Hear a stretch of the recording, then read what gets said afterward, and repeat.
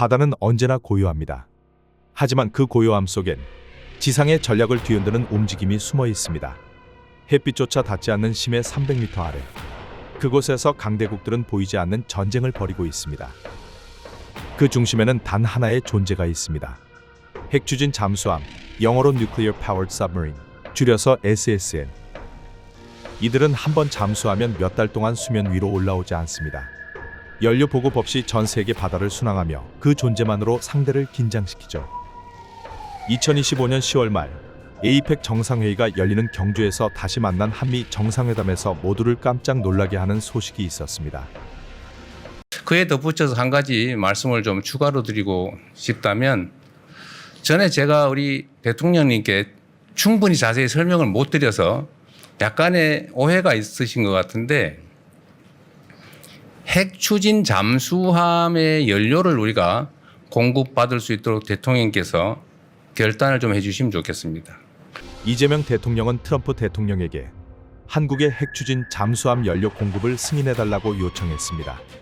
그리고 그 다음 날 트럼프는 이렇게 답했습니다. 한국이 현재 보유한 디젤 잠수함 대신 핵 추진 잠수함을 건조할 수 있도록 승인한다. 짧은 발언이었지만 그 한 문장 속에는 30년간 이어져 온 한국의 좌절과 열망이 녹아 있습니다.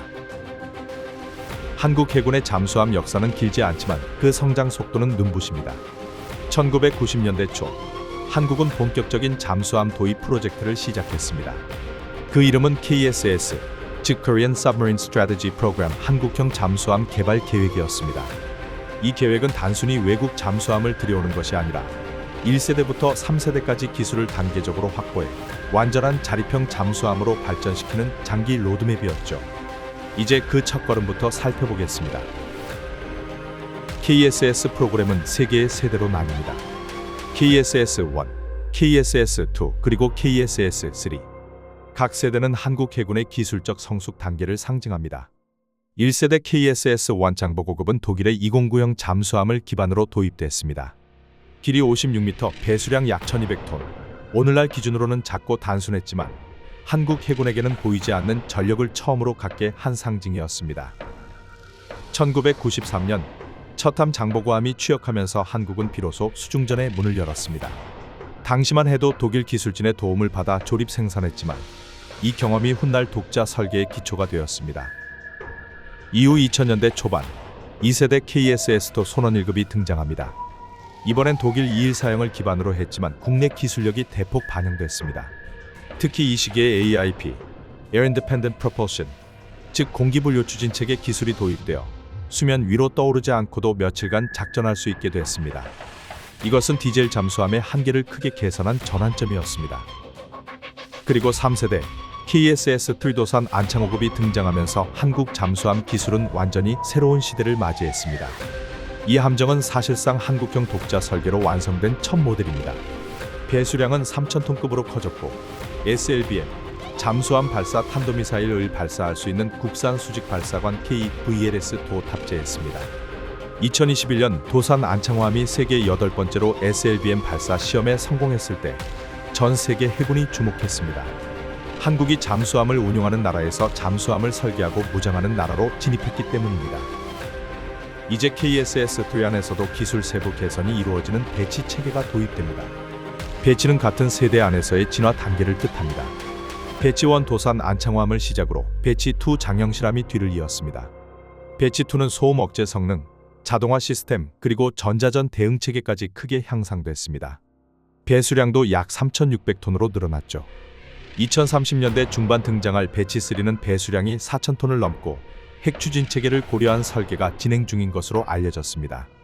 이 단계가 바로 한국형 핵추진 잠수함의 기술적 기반이 될 가능성이 큽니다. 이제 한국의 잠수함은 단순한 함정이 아니라 바다 아래에서 전략을 설계하는 심해의 지휘소로 진화하고 있습니다. 그리고 그 끝에는 핵추진이라는 새로운 목표가 기다리고 있습니다. 핵잠은 연료에 제약이 없는 함정입니다. 작은 원자로를 싣고 핵연료에 열로 만든 증기가 터빈을 돌리며 그 힘으로 바다를 가릅니다. 디젤잠은 배터리를 충전하기 위해 주기적으로 수면 위로 올라와야 하지만 핵잠은 연료 보급 없이 수개월간 작전이 가능합니다. 자망 깊이도 속도도 지속력도 완전히 다릅니다. 핵잠은 시속 45km 이상, 자망 깊이 500m, 수중 작전 기간은 최대 120일에 달합니다. 디젤잠이 5에서 7일 정도라는 걸 감안하면 그 차이는 압도적이죠. 핵잠은 빠르기보다 보이지 않기 위해 존재합니다. 그 위치를 알 수 없다는 사실 자체가 상대에게는 가장 큰 공포이자 억제력이 됩니다. 핵추진 잠수함을 실제 운용하는 나라는 단 6곳. 미국, 러시아, 중국, 영국, 프랑스 그리고 인도입니다. 이들은 단순한 해군 강국이 아닙니다. 심해에서 전략을 설계하는 나라들입니다. 미국은 핵잠의 제국입니다. 66척, 세계 전체 핵잠의 절반 이상을 보유하고 있습니다. 버지니아급은 다목적 공격형, 오하이오급은 핵미사일 탑재 전략형으로 미국의 핵 3축 억제력 중 해상축을 담당합니다. 태평양과 대서양 두 대양을 동시에 통제할 수 있는 유일한 나라죠. 러시아는 심해의 전통 강자입니다. 냉전의 유산인 야생급 보레이급을 현대화하며 31척의 핵잠 전력을 유지하고 있습니다. 특히 보레이급은 불라바 핵미사일을 탑재해 미국의 오하이오급과 대등한 전략 억제력을 갖습니다. 중국은 부상하는 해양 세력입니다. 상급과 진급에 이어 공고호형 신형 핵잠을 개발 중이며 남중국해의 해저기지를 중심으로 태평양 진출 전략을 실행하고 있습니다. 현재 12척의 핵잠을 운용하며 2030년대에는 20척 이상으로 늘릴 계획입니다. 영국은 작지만 정교한 기술력을 자랑합니다. 에스투트급 공격형 핵잠과 벵가드급 전략형 핵잠을 함께 운용하며 핵무기 억제의 핵심을 바다에 두고 있습니다. 10척의 함정이 왕립해군에 보이지 않는 방패로 활동하고 있습니다. 프랑스는 유럽 유일의 완전 독자 건조국입니다. 수프렌급 핵잠은 2020년 실전 배치되어 이전의 루비급을 완전히 대체했습니다. 9척의 핵잠이 프랑스의 자주 국방을 상징합니다. 인도는 신흥 핵잠 강국으로 떠오르고 있습니다. 아리안트급 2척을 실전 운용 중이며 국산 핵미사일 K-15, K4 탑재를 목표로 핵 3위일체 완성을 추진하고 있습니다. 이 6나라 중 독자 설계와 건조가 가능한 나라는 미국, 러시아, 중국, 영국, 프랑스 5나라뿐입니다. 바다를 지배하는 힘은 이제 항공모함이 아니라 잠수함의 조용한 추진음으로 결정됩니다. 한국의 핵추진 잠수함 꿈은 이번이 처음이 아닙니다. 그 시작은 2003년 노무현 정부로 거슬러 올라갑니다. 당시 북한의 NPT 탈퇴와 2차 핵위기로 한반도 긴장이 극도로 높아지던 시기, 노무현 대통령은 해군의 핵잠 건조 계획 3.6기 사업을 비밀리에 승인했습니다. 프랑스 바라쿠다급을 모델로 2017년까지 3척을 배치하는 구상이었죠. 하지만 이듬해 국제원 자력기구 IAEA의 사찰 통보와 핵개발 의혹이 제기되면서 중단됐습니다. 그 이후 20년 동안 한국의 핵잠 논의는 반복적으로 등장하고 사라졌습니다. 이명박 박근혜 정부 시절엔 시기상조로 묻혔고 문재인 정부에서 다시 논의가 시작됐지만 한미 원자력 협정의 벽을 넘지 못했습니다. 그리고 마침내 2025년 이재명 대통령이 트럼프에게 핵잠 연료 공급 승인을 요청했고 트럼프는 이를 공개적으로 승인했습니다. 이 발언이 실제 건조로 이어질지는 아직 미지수지만 한국의 핵잠 프로젝트는 지금 가장 현실적인 단계에 들어섰습니다. 핵추진 잠수함을 갖는 이유는 단순하지 않습니다. 그건 북핵 대응, 주변국 견제, 동맹의 재조정, 기술 주권 확보, 그리고 평화 억제라는 5가지 층위가 맞물린 복합 전략입니다. 북한은 이미 SLBM을 실전 배치했고 핵추진 잠수함 개발 현장을 공개했습니다. 그들의 목표는 2030년대 초 핵무기를 탑재한 핵잠수함 SSBN 완성입니다. 이를 막기 위해서는 한국도 수중에서 대등한 억제력이 필요합니다. 하지만 이는 북한만의 문제가 아닙니다. 중국은 핵추진 잠수함 전력을 빠르게 확충하고 있고 일본은 리튬이온 배터리를 탑재한 차세대 잠수함을 통해 장기 자막 능력을 크게 끌어올리고 있습니다. 두 나라 모두 수중 작전 범위를 넓히며 해양 전략을 강화하고 있죠. 또한 핵잠은 단순히 무기 이상의 의미를 가집니다. 핵연료 기술, 원자로 제어, 조선 전자공학의 융합, 이 모든 것이 국가 기술력의 총합체입니다. 핵잠을 건조하는 순간 한국은 기술, 산업, 국방에서 동시에 도약하게 됩니다. 그리고 동맹, 한미동맹 하에서 한국의 핵잠은 미국의 부담을 덜어주는 자산이 될 수 있습니다.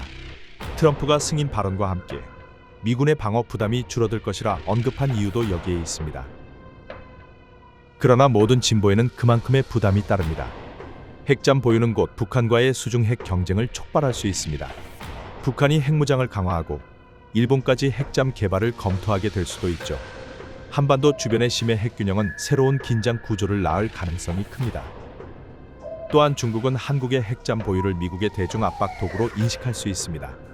한국이 대중 견제의 전초기지가 되는 순간 외교적 부담도 커질 수 있습니다. 지상발전소와는 전혀 다른 차원의 기술력이 요구되는 잠수함용 원자료 설계와 운용은 차치하더라도 무엇보다 현실적인 문제는 비용과 협정입니다. 버지니아급 핵잠 한 척의 건조비는 약 3조 원, 유지 보수까지 포함하면 5조 원을 넘어섭니다. 한국이 최소 4척을 확보한다면 총 20조 원 이상의 예산이 필요합니다. 게다가 한미 원자력 협정은 군사용 해결료 사용을 금지하고 있습니다. 이 협정을 개정하거나 미국의 안정적 연료 공급을 확보하지 못한다면 한국의 핵잠 프로젝트는 진행될 수 없습니다. 핵추진 잠수함 보유를 두고 한국 사회의 시각은 엇갈립니다. 찬성하는 쪽은 북핵 위협에 대응하기 위해선 핵잠이야말로 가장 실질적인 억제 수단이라고 봅니다. 또 원자력 추진 기술 확보는 국방 자립과 기술 주권 강화로 이어진다는 주장도 있습니다. 반면 신중론은 핵잠 보유가 동북아 군비 경쟁을 자극할 수 있다는 점을 우려합니다. 특히 중국과 일본의 대응 가능성 그리고 국제 비확산 체제에서의 외교적 부담이 크다는 시각도 존재하죠.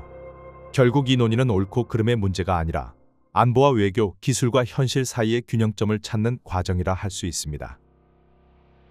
언론에서는 핵추진 잠수함을 양날의 칼이라 표현했습니다. 맞습니다. 그것은 강력하지만 그만큼 신중해야 하는 무기입니다. 그러나 바다의 시대는 이미 시작되었습니다. 보이지 않는 심해의 조용한 함성 속에서 국가의 전략이 움직이고 있습니다. 한 나라의 바다는 그 나라의 전략을 말합니다. 이제 한국의 바다는 조용히 그러나 확실히 변하고 있습니다. 기술의 자립, 전략의 확장, 그리고 바다의 독립. 핵추진 잠수함은 그 모든 여정의 시작입니다. 여러분은 한국의 핵추진 잠수함 보유 어떻게 생각하시나요? 댓글로 여러분의 의견을 들려주세요. 세상의 흐름을 읽는 인사이트, 여기는 채널5입니다. 다음 영상에서 뵙겠습니다. 구독과 좋아요는 콘텐츠 제작에 큰 힘이 됩니다.